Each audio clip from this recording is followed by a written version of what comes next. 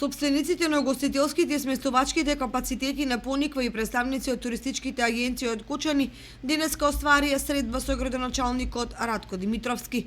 На средбата беше презентиран новиот леток со наслов Пониква Осоговска убавица, на кој се наоѓаат податоци за дел од угостителските објекти.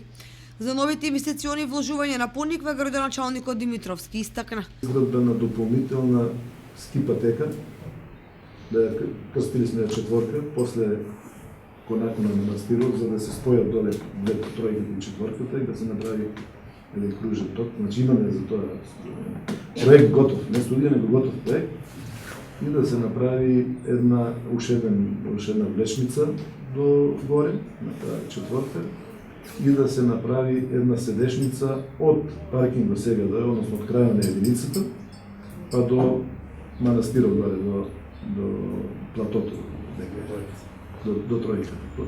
Платото ќе биде за тројка и за четворка. Тоа е ред величина од, 15 милиони евра, очекуваме европски пари да добиеме.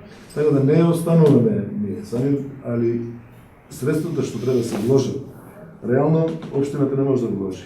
Знаете ли колку е буџетот на општината Кочани и колку имаме тука дупки за крпење во градот.